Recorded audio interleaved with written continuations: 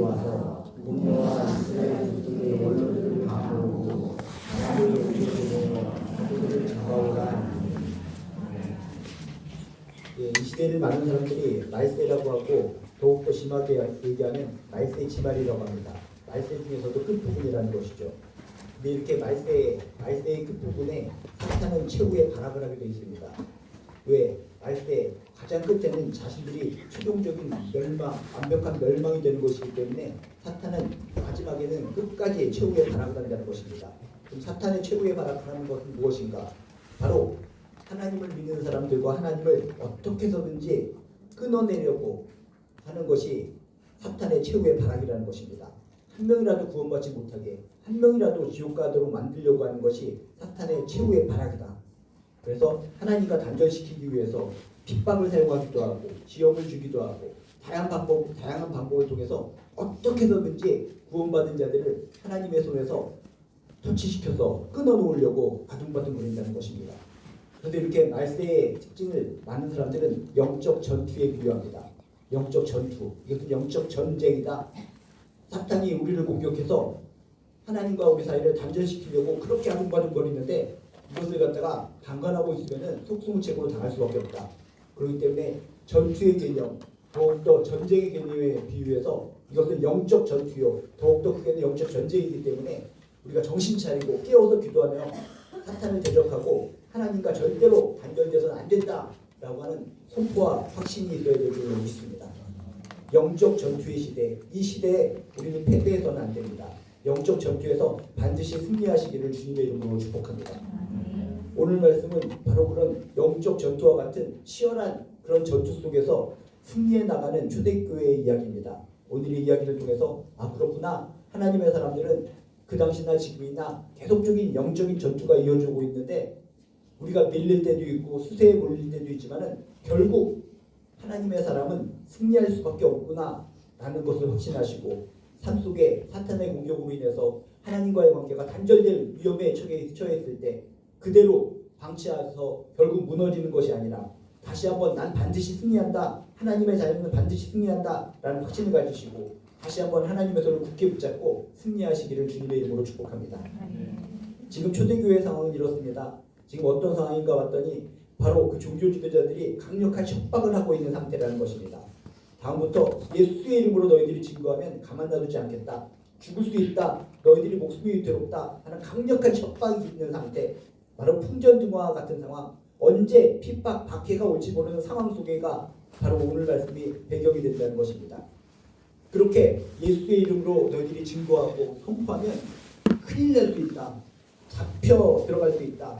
결국엔 목숨을 잃을 수 있다. 라고 협박이 주어졌으면 보통 사람들 같으면 뒤로 물러서게 되어 있습니다. 예수님 당시에 예수님이 그렇게 처형당한 것을 모든 사람들이 눈으로 봤기 때문에 그것만 부활과 승천을 모르고 그것만 보는 사람들이라면 무서워서 벌벌 떨면서 야 우리가 그 당시에 봤지 예수님이 정말 골고다의 그 십자가의 길을 걸어가신 거 그 아픔 고통 그 채찍 가시면류관 마지막 피 한 방울까지 흘리시면서 십자가에 달려들어가신 그 통증 고통 그것만 생각한 사람이면 예수의 이름으로 증거하면 가만 놔두지 않는다는 협박을 들으면서 도망쳐야 정상이라는 겁니다. 도망치고 숨고 큰일 났다. 우리도 봉변을 당할 수가 있다. 우리도 십자가 처형을 당할 수 있다. 돌에 맞아 죽을 수 있다. 그게 얼마나 아프겠니? 얼마나 고통스럽겠니? 하면서 도망쳐야 정상이라는 겁니다. 그런데 이곳에 있는 분들은 어떤 사람입니까? 예수 십자가 그 사건만 바라본 사람이 아니라 부활 승천까지 체험한 사람들, 성령 충만까지 체험한 사람들이 바로 초대교회 교인들이었다는 겁니다. 그래서 이런 절박한 상황인데도 불구하고 그들은 도망치지 않고 숨지 않고 오히려 더욱더 강력하게 예수를 증거했다라고 성경은 이야기하고 있습니다. 예수를 증거하는 가운데 강한 기적이 나타나고 놀라운 표적이 드러났다라고 성경은 증거합니다. 이런 모습들을 보면서 사람들은 깜짝 놀라서 예수님 시대를 갖다 떠올리면서 그 당시에 예수님이 우리들을 고쳐주시고 치유하시고 놀라운 기적을 풀어주셨는데 지금 그들의 제자들이 예수님 때처럼 기적을 베풀면서 살아나신 예수님을 증거하고 있어. 우리 와보자 하면서 모든 사람들이 이 제자들 사도들이 있는 곳으로 몰려들기 시작했다는 겁니다. 그런 가운데 놀라운 기적들이 발생한다고 성경에 써 있습니다. 계속적으로 기적이 일어났고 치유가 일어났고 회복이 일어났고 그러는 가운데 그런 기적과 더불어 이 베드로를 비롯한 사도들이 말씀을 증거합니다. 말씀을 증거하면 이들이 눈물을 흘리며 회개하고 구원받고 믿기 시작합니다. 이런 강력한 부흥의 역사가 그들의 협박에도 불구하고 일어나기 시작했다는 겁니다. 초대교회의 부흥의 삼박자를 우리는 기억하셔야 됩니다. 기적이 일어났고 기적으로 끝난 것이 아니라 기적이 있으면 말씀이 선포됐고 말씀이 선포됐으면 이들이 회개하고 믿기 시작했다. 초대교회의 삼박자, 기적, 말씀, 회개, 구원 이런 것들을 떠올리면서 이 시대도 우리가 기적을 체험하면서 살고 싶다면 기적은 기적 자체만으로 끝나버리는 것이 아니라 항상 말씀 선포와 더불어 회개와 더불어 구원의 열매가 맺었을 때 그것이 하나님께서 원하시는 아름다운 기적의 열매다라는 것을 기억하시면서 이 시대에는 그런 기적의 자체만 파묻혀서 말씀, 회개, 구원 이거하고는 관계없이 살아가는 사람들이 참으로 많이 있는데 그것은 하나님 보시기에 바람직하지 못한 기적이라는 겁니다.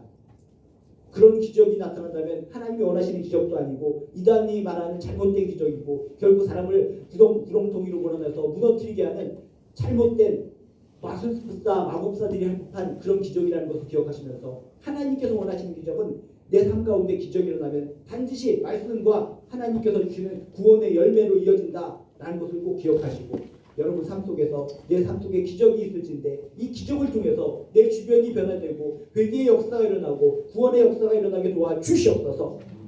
이렇게 여러분 선포하고 기도하는 가운데 참된 기적의 주인공들 되시기를 주님의 이름으로 축복합니다. 이렇게 상황은 종교 지도자들의 협박에 의해서 무시무시한 상황이지만 그런 상황과 환경의 지배를 받지 않고 하나님의 능력은 그 시대를 갖다 강력하게 강타를 했습니다. 기적이 일어나고 말씀이 선포되고 회개하고 믿기 시작하는 놀라운 기적이 어마어마한 부귀의 역사가 일어났다는 것입니다. 이런 것을 볼 때도 우리는 기억하셔야 됩니다. 하나님의 능력은 상황과 환경의 지배를 받지 않는다. 지금 시대에도 정말 예수를 믿고 복음을 증거한다는 것이 힘들고 어려운 시대입니다. 광문명도 발달하고 어떻게 세상적인 악한 것들이 지배해서 살아가기 때문에 예수님을 믿고 신앙생활한다는 것이 참으로 안타까워지는 그런 시대라는 것입니다. 이렇게 상황과 환경이 예수 믿는데 힘든 환경이 되었다고 해서 하나님의 능력이 같이 무너지는 것이냐? 아니라는 것입니다. 초대교회 이 상황을 보면서 하나님의 능력은 상황과 환경의 지배를 받는 것이 아니다. 어떤 상황과 여건 속에서도 하나님의 능력은 강력하게 나타날 수 있다라는 확신을 가지시고 더욱더 믿기 힘들어지는 이 세상 속에 더욱더 이 초대교회 사람들처럼 강력하게 말씀을 증거하고 기적의 주인공이 되시고 많은 분들이 회개하고 믿기 시작하는 전도의 지도체들이 되시기를 여러분 축복의 통로가 되시기를 주님의 이름으로 축원드립니다. 이렇게 종교 지도자들이 강력한 척박에도 불구하고 그 초대교회는 강력하게 부흥을 했습니다. 근데 이럴 때 누가 괘씸하게 생각하고 누가 독이 불을 끓겠습니까? 바로 협박을 했던 종교 지도자들이었다는 것입니다. 종교 지도자들은 답답했고 속상했을 것 같습니다. 우리들이 협박했으면 그들은 잠잠히 있어야 되고 도망쳐야 되고 숨어야 정상인데 저렇게 강력하게 복음을 또 증거하고 생명력 있게 저렇게 부흥하고 있구나. 기적들도 많이 생기고 있구나. 기적 때문에 말씀 때문에 구원의 열매들이 어마어마하게 생기고 있구나 라고 생각하면서 그들이 겉으로는 부글부글 끓고 담대한 척하면서 속으로는 겁나기 시작했다는 것입니다. 두려움을 느꼈다는 것입니다. 왜? 그 사도들의 그런 모습을 통해서 누구를 떠올렸나? 예수님 살아생전의 모습을 떠올렸기 때문이라는 겁니다. 예수님 살아생전에 많은 사람들 앞에서 말씀을 증거하고 기적이 일어나고 무수히 많은 사람들이 예수님을 따랐습니다. 그것을 그들이 봤기 때문에 예수님을 핍박하고 예수님을 십자가 달리게 한 사람들이 장군인들 그들이 바로 종교 지도자들이었습니다. 그런데 예수님을 죽여서 그것을 끝난 줄 알았는데 부활을 갖다 믿고 승천을 받다고 하는 자들이 저렇게 들고 일어나서 성령 충만한 가운데 기적을 베풀고 말씀을 증거하고 회개하고 세례받고 구원받는 역사가 일어나는 것을 보자 속으로 두근두근거렸을 거라는 겁니다. 이게 무슨 일이야? 진짜 예수님이 부활한 거 맞나? 큰일 났다. 우리가 그 예수를 십자가에 죽이게 한 장본인들인데 하면서 속으로 부들부들 떨고 있었을 것이라는 겁니다. 그래서 이들은 17절 18절에 보니까 협박으로 끝나는 것이 아니라 이제 구체적으로 핍박을 박해를 실행에 옮기게 됩니다. 뭐라고 써 있습니까? 대제사장과 그와 함께 있는 사람 즉 사두개인의 당파가 다 마음에 시기가 가득하여 일어나서 사도들을 잡아다가 옥에 가두었다라고 성경에 써 있습니다. 이제 협박만 해서는 안 되는 것이구나. 협박이 통하지 않는구나. 이렇게 놔두다가는 우리 큰일 나겠다. 우리들의 기득권이 빼앗길지도 몰라. 모든 사람들이 우리를 보고 성전으로 찾아와서 막 이렇게 헌금도 하고 굽신굽신 거려야 되는데 이들로 인해서 우리들을 갖다가 이 백성들이 우습게 여길지도 몰라. 우리들의 영향력이 사라질지도 몰라. 우리들의 자리가 사라질지도 몰라. 이 유대교가 몰락할지도 몰라. 이런 두려움 때문에, 이런 시기와 질투 때문에 이들은 다 모든 사람들을 동원해서 사도들을 잡아다가 옥에 가두었다라고 성경에 써 있다는 것입니다. 이 모습만 봐도 그 당시에 유대교의 지도자들이 자신이 믿는 것에 대한 진리에 대한 확신이 없었다는 것입니다. 진리를 수고하기 위해서 우리 유대교가 진짜다, 진짜 하나님을 믿는 것이 유대교다라는 확신이 있었으면 이 유대교를 수호하기 위해서, 진리를 위해서 이 사도들을 잡아 가뒀다라는 표현을 써야 되는데 오늘 말씀해 보니까 그게 아니라는 겁니다. 다 마음에 시기가 가득하여 질투 때문에 자신의 기득권이 빼앗길까봐, 영향력을 잃어버릴까봐, 그 개인적인 이유 때문에, 그 탐욕의 이유 때문에 사도들을 잡아다가 옥에 가두었다, 핍박을 했다라고 성경에 써 있다는 것입니다. 진리가 우리를 자유케 하는 것이지 자신의 개인 탐욕이 우리를 자유케 하는 것이 아니라는 겁니다. 이런 그 당시에 대제사장들, 사두개인들, 종교 지도자들의 이런 모습을 통해 볼 때도 그 당시에 유대교는 하나님 보시기에도 완전히 썩어 문드러졌고 자신 스스로 생각하기에도 이것은 그냥 형식적인 종교에 불과한 것이구나, 진짜 하나님을 믿는 것이 아니구나라는 것을 스스로 입증했다는 것을 이 단어를 통해서 우리는 알 수 있다는 것입니다. 진리를 수호하기 위해서 사도를 잡아가는 것이 아니라 다 마음에 시기, 질투가 가득하여 개인적인 야욕 때문에 사도들을 잡아다가 옥에 가두었다. 이 시대에도 시기와 질투에 눈이 멀어버리면 종교 지도자들처럼 이렇게 큰 오판을 하게 되는 줄로 믿습니다. 이 시대에 많은 교회들이 있는데 교회들이 진정 진리를 위해서 살아갑니까? 진정 하나님을 위해서 살아가는 교회들 맞습니까? 무수히 많은 교회들이 있지만 그 교회의 지도자들이 이 종교 지도자들처럼 시기가 가득하여 질투가 가득하여 자신의 자리를 빼앗길까봐 다른 영적 지도자들이 자기보다 인기가 많은 것을 시기 질투하여 교회를 운영해 나가고 교회가 그렇게 이끌어진다면 이 당시 유대교의 종교 지도자들과 별반 차이가 없다는 것입니다. 이런 말씀을 통해서 이 시대의 교회들도 겸허하게 고개 숙이고 하나님 중심으로, 진리 중심으로 살아가야 될 줄로 믿습니다. 이렇게 되니까 어떻게 된 겁니까? 사도들이 몽땅 잡아다가 옥에 가두게 되었으니 어떤 상황입니까? 이제 끝나는 상황. 이제 초대교회가 몰락하는 거 아니야? 초대교회 그 수장들이 몽땅 옥에 갇혀서 다음 날이면 재판이 이루어질 것이고 재판 가운데 다 이제는 사형에 처해질 것인데 지도자들이 없는 가운데 이제 어떻게 이제는 이 무수히 많은 2만 명이 넘는 사람들이 오합지졸이 되어서 흩어지지 않겠습니까?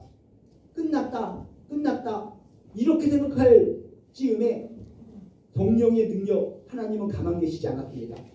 사도들이 잡아다가 옥에 가두었다, 이것으로 끝나버리면 모든 초대교회가 역사가 끝나고 하나님의 역사가 끝나버리는데 성경은 그렇게 만만치 않다는 것입니다. 이럴 때 어떻게 반응이 됩니까? 19절에 이렇게 써 있습니다. 사도들을 잡아다가 옥에 가두었더니 어떤 일이 벌어지는가? 19절, 주의 사자가 밤에 옥문을 열고 끌어내었다라고 성경에 강력하게 나타나고 있습니다. 너희들이 사도들을 잡아다가 옥에 가두었다면 더욱더 강력하게 역사했다는 것입니다. 그래서 주의 사자가, 하나님의 사자가 밤에 나타나서 옥문을 열고 더욱더 힘있게 그들을 끄집어내었다는 것입니다. 표현이 재밌습니다. 사도들을 잡아다가 옥에 가두었다는 표현은 뭐냐면 그냥 파리채로 파리를 잡다, 이런 뉘앙스입니다. 파리채로 파리를 잡듯이 이 사도들을 갖다가 가볍게 옥에 집어넣었다는 것입니다. 그런 표현입니다. 그런데 주의 사자가 밤에 옥문을 열고 끌어내었다는 것은 무엇입니까? 파리채로 그냥 톡톡 건드려서 집어넣는 수준이 아니라 포크레인으로 옥문을 갖다 파갈리듯이 강력하게 옥문을 부시듯이 열고 나서 끄집어내었다라고 하는 강력한 표현이라는 것입니다.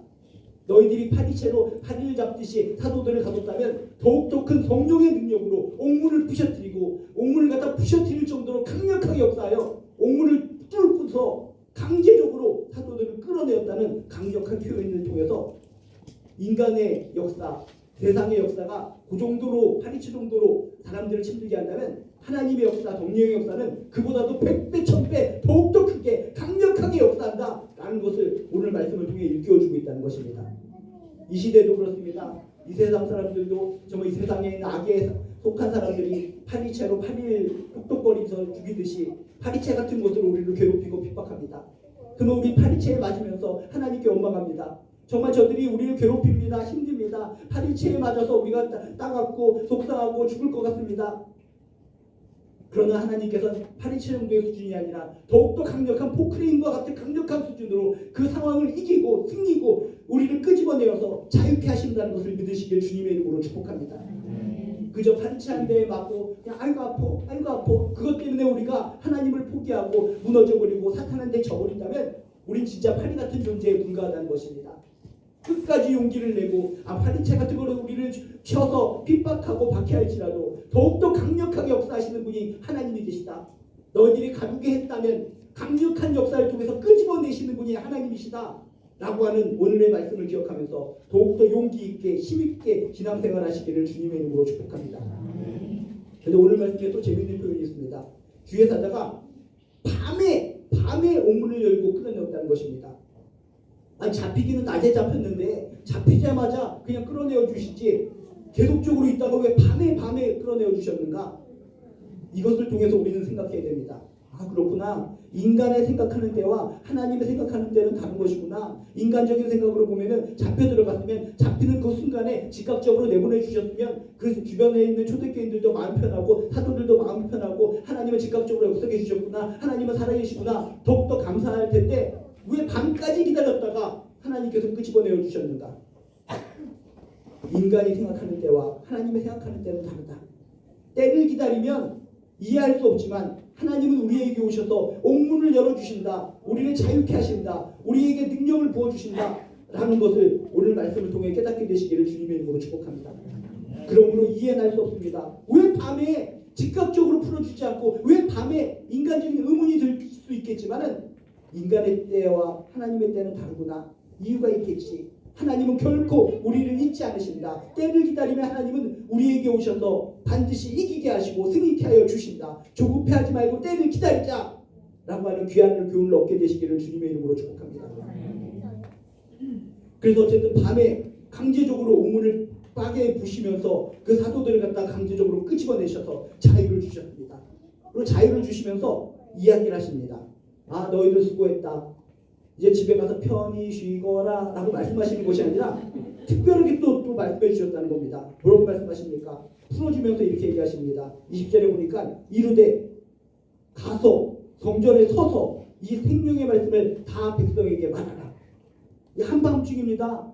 한밤중이면은 피곤하니까 쉬어서 푹 잠자고 내일 일어나서 낮에 다시 가서 복음의 말씀을 증거해라 라고 얘기한 것이 아니라 한밤중에 피곤하고 지치고 힘든 상황인데 끄집어내고 지금 당장 가서 지금 가면 이제 새벽녘이 될 것 같은데 정말 이 새벽에 곧장 하나님의 말씀을 증거하라 라고 강력하게 선포해 주셨다는 것입니다. 하나님께서는 우리에게 구출을 주시고 자유를 허락해 주시는데 그저 편안하게 쉬기 위해서 목숨을 구제해 주는 것이 아니라 이렇게 더욱더 강력한 사명을 주시기 위해 우리를 구제해 주신다는 것을 믿으시기에 주님의 이름으로 축복합니다. 이렇게 옥문을 갖다 박살내고 끄집어낸 것도 어마어마한 기적입니다. 지키는 사람도 많았을 것이고 옥문을 여는 것도 힘든 과정인데 그것을 박살내고 끄집어내어 주셨다. 기적. 이 기적은 무엇과 연결된 겁니까? 바로 사명과도 연결되었다는 것입니다. 아까 처음에 얘기했다시피 기적은 뭡니까? 초대교회의 기적은 바로 기적 자체로 끝나는 것이 아니라 기적, 말씀 선포, 회개, 구원 이것들과 연결된다고 했는데 역시 사도들을 갖다 끄집어내어 주신 이 강력한 기적도 기적 자체로 끝나는 것이 아니라 사명을 주시는 것으로 말미암아 기적, 사명, 구원과 연결되는 것이 역시 동일한 기적의 맥락을 여기서도 보여주고 있다는 것입니다. 이렇게 얘기했을 때 사도들은 어떻게 얘기합니까? 아이고 성령님, 하나님 좀 1시간이라도 잠자게 해주세요.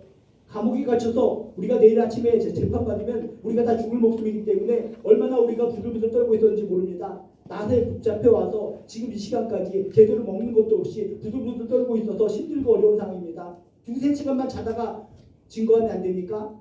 이렇게 타협을 볼 수도 있었을 텐데 성경에 보니까 21절에 사도들이 어떻습니까? 그들이 듣고 곧장 새벽에 성전에 들어가서 가르쳤다라고 써있다는 것입니다. 몸이 지치고 피곤했을 텐데도 개의치 않고 하나님의 명령이시기에 성령님의 음성이시기에 곧장 밤에 나와서 달려가면 정말 이른 새벽 사람들도 별로 없는 상황이지만 하나님의 말씀이기에 하나님의 사명이기에 새벽에 성전에 가서 서서 한 명이라도 있다면 그들에게 복음을 증거해야 했다는 것입니다. 여러분, 순종은 이렇게 즉시해야 되는 줄로 믿습니다. 만약에 bun기적거리면서 우리가 지금까지 하나님을 위해서 복음 증거하다가 잡혀온 거 아닙니까? 뭐 즉각적으로 지금 이 밤에 사람도 없는 데 가서 뭘 증거하라고 하십니까? 하면서 투덜대고 3시간 후에 좀 잠자다가 와서 하겠습니다 라고 하면은 잠자는 사이에 뭔가 두려움이 몰려들 것이고 뭔가 마음속에 아이고 또 잡히는 거 아니야? 이런 마음 때문에 더욱더 담대하게 선포하지 못했을 가능성이 큽니다. 그렇지만 사명을 받은 즉시 하나님의 음성을 듣는 즉시 순종을 했기 때문에 비록 아무도 없고 한두 사람이 있는 그런 성전일지언정 담대함으로 이들은 하나님의 말씀을 선포하게 되었는 줄로 믿습니다. 순종은 즉시 해야 되는 것입니다. 하나님께서 우리에게 말씀을 주시고 강력한 뜨거움을 주셨으면 그때 순종하고 그때 움직여야지. 지금은 내가 여러 가지 상황이 열악합니다. 내가 이 일도 해야 되고 저 일도 해야 되고 개인적인 일들이 많기 때문에 잠시 후에 나중에 하겠습니다 라고 하나님께 말씀드린다면 과연 나중에 내가 하나님께 순종하며 무엇인가 사명을 감당할 수 있을 것인가? 못한다는 것입니다. 뜨거울 때 하나님께 강력한 은혜를 줄 때 그때 우리가 뜨거운 상태로 무엇인가를 해야지 할 수 있는 것이지, 그 뜨거움이 식는다면, 성령 충만이 식어버린다면, 사명감이 식어버리면 이도저도 안 된다는 것입니다. 미지근한 불이 되어버린다는 것입니다. 오늘 사도들의 이야기, 밤에 이 주회사제 이야기를 듣고 피곤함에도 불구하고 즉각적으로 순종을 해서 새벽에 그 성전으로 가서 사명을 가지고 증거한 것을 기억하면서 여러분이 하나님께서 주시는 음성을 듣고 뜨거운 성령 충만을 받았으면 즉각적으로 순종할 수 있는 아름다운 크리스찬 되시기를 주님의 이름으로 축복합니다. 이렇게 숨막히는 영적 전쟁에서 하나님께서는 이 사도들에게 힘을 주시고 능력을 주셔서 더욱더 강력한 부흥의 역사를 일으켜 주셨습니다. 결국 하나님은 승리케 하시는 분, 최후의 승리를 주시는 분이 우리가 믿는 하나님이신 줄로 믿습니다. 이 시대도 살아갈 때 세상 사람들은 고난이 조금이라도 오면 도피하고 도망치고 숨으려고 합니다. 그렇지만 우리 크리스찬들은 도망치는 인생들이 아니라는 것입니다. 진리를 믿는 인생들, 진정한 하나님을 믿는 인생들이기 때문에 숨고 도피하며 살아가는 것이 아니라 이 사도들처럼 당당하게 현실의 고통과 고난에 맞서 싸워서 그리스도인임을 선포하고 그리스도인임을 외치며 살아가는 존귀한 크리스찬들 되시기를 주님의 이름으로 축복합니다. 나는 그리스도인입니다. 누가 뭐라고 할지라도 나는 하나님의 백성입니다. 난 누가 뭐라고 할지라도 하나님의 자녀입니다. 나는 예수로 인해, 나는 십자가의 보혈로 인해 구원받았습니다. 세상의 사탄의 무리가 우리를 갖다가 꼬집고 핥히고 목을 조르고 멱살을 잡고 흔들지라도 숨고 도망치는 것이 아니라 이 사도들처럼 담대하게 눈을 부릅뜨고 자신감 있게 크리스찬임을 고백하고 선포할 수 있는 아름다운 하나님의 자녀들 백성 되시기를 주님의 이름으로 축복합니다. 영적 전투는 허상이 아니라 동화 속의 이야기가 아니라 바로 팩트입니다. 현실입니다. 이 시대 속에 여러분의 삶 속에 하나하나를 체크해 보시기 바랍니다. 진짜 우리가 정말 돌에 맞아 죽을 상황, 칼에 맞아 죽을 상황은 아니지만 영적인 측면에서, 정신적인 측면에서 예수 믿고 산다는 것이 세상 사람들과의 사이 속에서 얼마나 마음이 힘들고 어려운 것이 있는가, 그것을 체크해 보시면서 나도 지금 영적 전투 가운데 있는 사람이구나, 이런 영적 전투 가운데 있어서 혹시 패배하고 있지는 않는가, 타협하고 있지는 않는가, 주저앉아 있지는 않는가, 비겁하게 살고 있지는 않는가 돌아보시고 여러분들도 이 초대교회 사도들처럼 이 영적 전투에서 당당하게 크리스찬임을 밝히며 예수 그리스도의 보혈을 의지하며 십자가를 단단히 붙들고 선포하고 승리하는 여러분 승리의 크리스찬들 되시기를 주님의 이름으로 축복합니다. 세상은 파리채로 우리를 톡톡 쳐서 핍박을 줄지 모르겠지만 우리가 믿는 성령의 능력, 하나님의 능력은 그 파리채보다도 더욱더 강력한 권능의 힘임을 믿으시기를 주님의 이름으로 축복합니다. 그 하나님의 능력 받아서 날마다 이기고 승리하는 아름다운 크리스찬들 되시기를 다시 한번 주님의 이름으로 축원드립니다. 이제 우리 함께 기도하기 원합니다. 이제 함께 기도할 때 첫 번째 손가락을 붙잡고 하나님께 언신하는 기도, 오늘 말씀을 통해 조금이라도 찔리는 거나 양심이 있다면 그걸 붙들고 기도하시고, 두 번째 손가락을 붙잡고는 이 나라와 민족을 위해서 기도해 주시기 바랍니다. 세 번째 손가락을 붙잡고는 건강하고 은혜로운 교회를 위해서 기도해 주시기 바랍니다. 이 땅에 많은 교회들이 유대교 지도자들하고 동급 있는 사람들이 너무나 많은 것 같은데 정말 건강하고 은혜로운 교회들이 많이 유지돼서 하나님의 마음을 시원케 할 수 있도록 기도해 주시기 바랍니다. 그래서 네 번째 손가락을 붙잡고는 힘들어하는 이웃들과 지체들을 위해서 기도해 주시고, 다섯 번째 손가락을 붙잡고는 여러분의 가정과 여러분 자신을 위해서 기도해 주시기 바랍니다. 이 시간 우리 주여 한번 부르시고 함께 기도하도록 하겠습니다. 주여! 하나님 아버지, 이 시대도 영적 전투의 시대입니다. 더욱더 크게 보면 영적 전쟁의 시대입니다. 이 시대 속에서 어떻게 살아가야 됩니까? 많은 사람들이 타협을 하며 살아갑니다. 사탄과 타협을 합니다. 하나님과 타협을 합니다. 그렇고 그런 거지. 영목상의 크리스천으로 살아가는 사람들이 너무나 많이 있습니다. 그러면 안 됩니다. 사도들도 적당히 타협하면서 그럭저럭 살 수 있었지만 그들은 담대하게 복음을 증거했습니다. 담대하게 동전 중심에 서서 목숨이 위태롭지만 그 안에 승천을 체험한 자들이기 때문에, 성령 충만을 체험했기 때문에 복음을